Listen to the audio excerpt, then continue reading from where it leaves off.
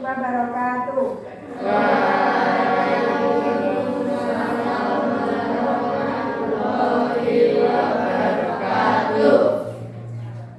Selamat pagi anak-anak. Pagi, Bu.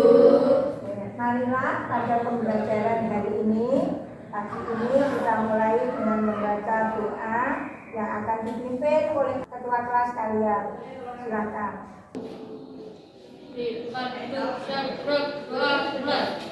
Bismillahirrahmanirrahim.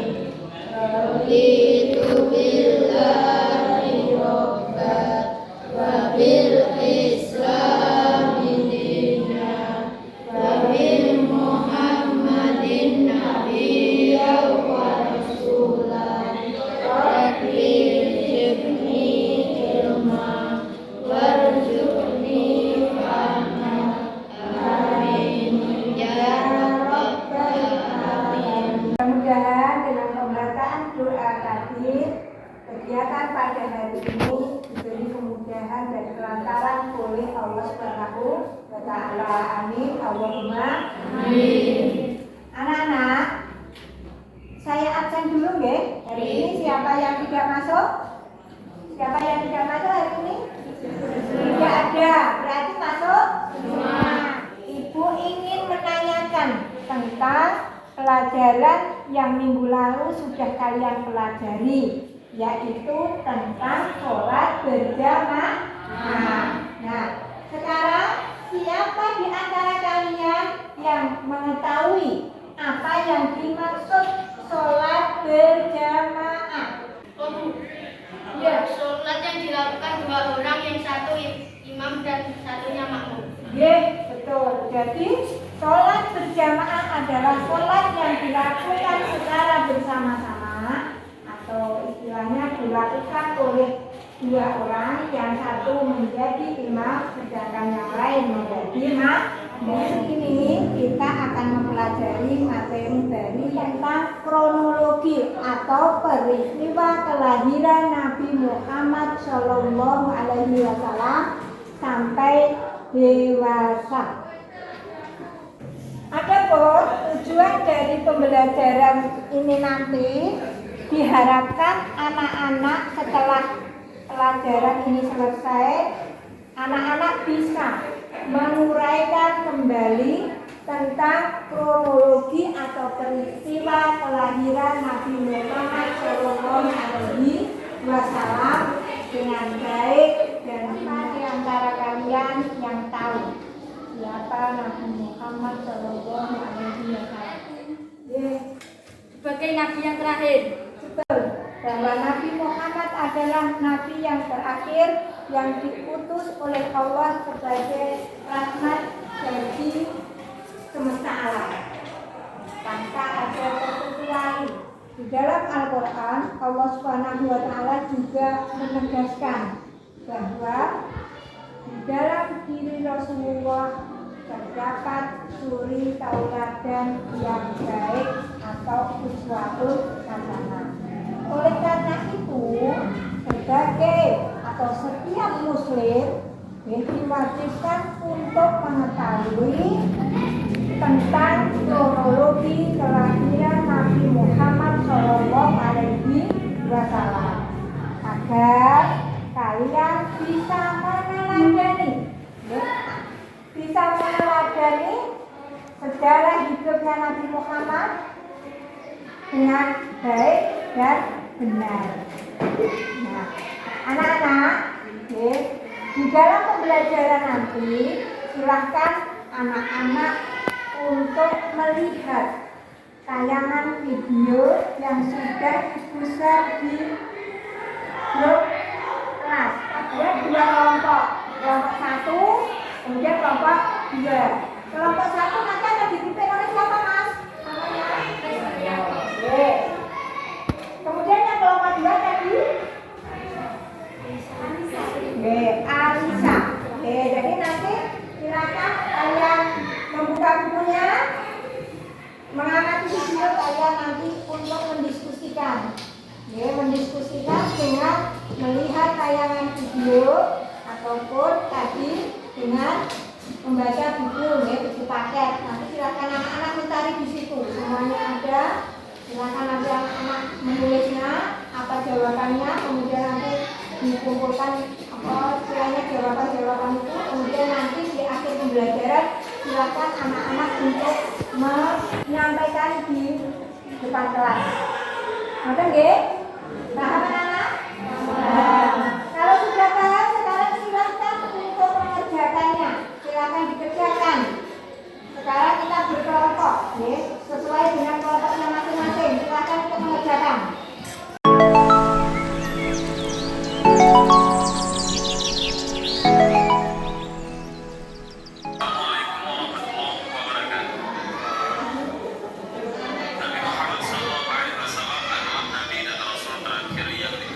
Allah untuk menyampaikan risalah langit kepada umat manusia. Agama Islam yang dibawa Nabi Muhammad SAW adalah penyempurna dari agama yang dibawa para nabi dan rasul sebelumnya. Beliau menyebarkan agama Islam kepada umatnya dengan penuh perjuangan. Nabi Muhammad SAW mengalami hidupnya. Mungkin di antara kalian ada yang belum jelas atau belum paham tentang apa itu materi yang tadi disampaikan guru, pertanyaan-pertanyaan yang sudah disampaikan tadi. Mungkin ada yang ingin bertanya, silakan. Siapa yang belum paham dari pertanyaan-pertanyaan yang sudah diberikan tadi?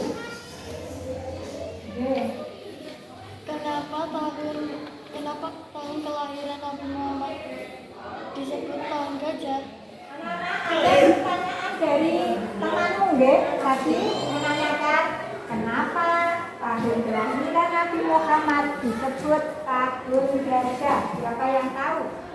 Karena pada saat itu ada pasukan menaiki gajah yang dipimpin oleh Raja Abrah ingin menghancurkan Ka'bah. Betul anak-anak? Betul. Jadi, kenapa tahun kelahiran Nabi Muhammad disebut tahun gajah? Karena pada tahun itu terdapat apa tadi peristiwa, yaitu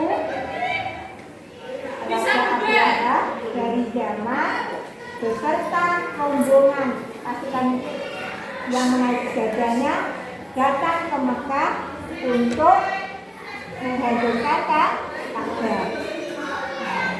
Paham deh? Sudah paham? Ya. Mungkin ada pertanyaan lagi? Mengapa pada saat masih bayi Nabi Muhammad tidak diasuh oleh ibunya? Pertanyaan dari temanmu tadi. Siapa yang bisa menjawab? Kenapa pada waktu kecil Nabi Muhammad tidak diasuh oleh ibunya sendiri? Sekarang perhatikan. Kenapa Nabi Muhammad pada waktu masih bayi tidak diasuh oleh ibunya? Pada waktu masih bayi sampai umur berapa? 4 tahun, ya. Kenapa tidak diasuh oleh ibunya sendiri? Karena pada waktu itu di Arab mempunyai adat kebiasaan menitipkan anak-anaknya yang masih kecil ke daerah perkampungan, yaitu di Bani Sa'ad, kabilah Hawazin. Tujuannya apa anak-anak? Tujuannya adalah agar anak-anak mereka terhindar dari berbagai penyakit, ya, yang mungkin ada. Yang kedua, agar anak-anaknya tumbuh sehat. Yang ketiga adalah agar anaknya fasih di dalam berbahasa Arab. Itulah kenapa pada waktu itu ada kebiasaan seperti itu. Untuk diskusinya sudah selesai, ya. Nanti silakan untuk kelompok 1 mempresentasikan hasil diskusinya, kemudian nanti juga dilanjutkan oleh kelompok kedua. Silakan. Assalamualaikum warahmatullahi wabarakatuh. Waalaikumsalam warahmatullahi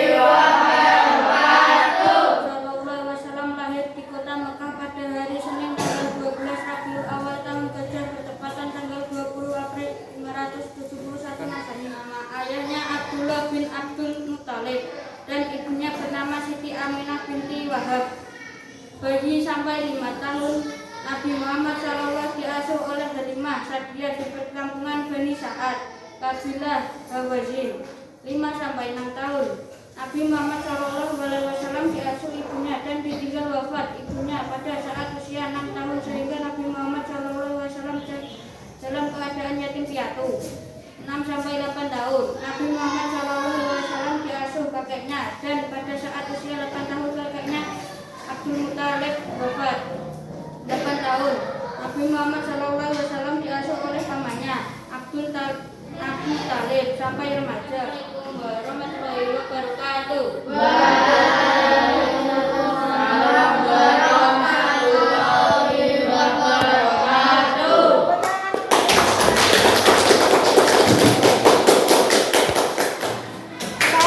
Silakan kelompok 2. Warahmatullahi wabarakatuh.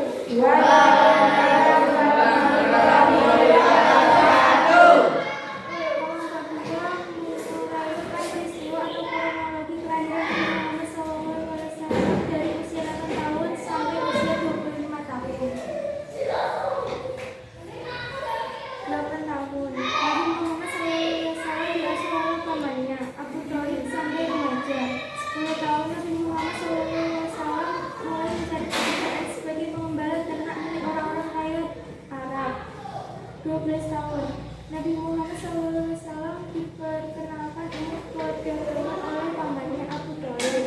Nabi Muhammad SAW sudah turut serta dalam pengelolaan ekonomi pamannya.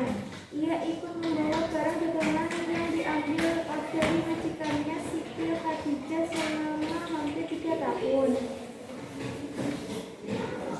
25 tahun, Nabi Muhammad SAW berdagang sendiri. Ia bekerja pada Khadijah binti Khuwailid, seorang wanita kaya di suku Quraisy Mekah. Nabi Muhammad SAW berdagang ke Syam dan ditemani oleh pembantu Khadijah yang bernama Maisarah. Dan juga pada usia 25 tahun, Nabi Muhammad menikah dengan Siti Khadijah. Assalamualaikum warahmatullahi wabarakatuh.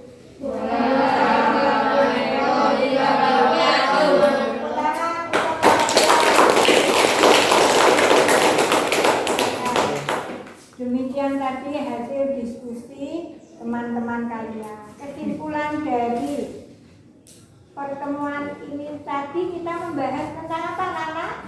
Sejarah kelahiran Nabi Muhammad. Betul, kita mempelajari tentang sejarah kelahiran Nabi Muhammad Shallallahu Alaihi Wasallam. Nah, sekarang Nabi Muhammad dilahirkan di mana, Nana? Mekah. Betul. Ada tanggal berapa? Tanggal 12 Rabiul Awal tahun Gajah bertepatan tanggal 20 April 571 Masehi. Betul. Terus kemudian nama ayahnya siapa, Nana? Abdullah. Abdullah bin Abdul Muthalib. Betul. Nama ibunya? Aminah binti Wahab. Betul. Betul. Pamannya Nabi Muhammad namanya siapa? Abdul Talib. Nah, sekarang sebagai evaluasi untuk kalian terhadap apa yang sudah kita pelajari, silakan nanti anak-anak untuk mengerjakan soal ini ya. Nanti ditulis nama kelas, nomor absennya. Oke.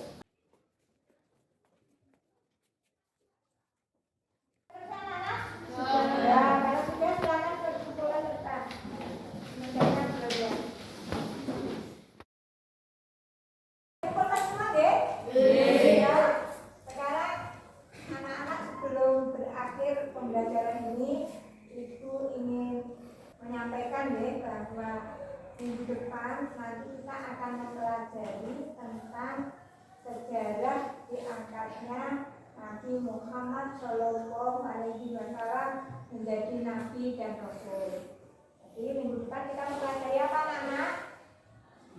Sejarah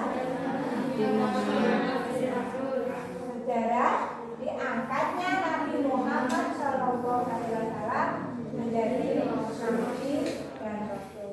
Kita akhiri pertemuan kali ini dengan membaca hamdalah bersama-sama. Alhamdulillahirabbil alamin.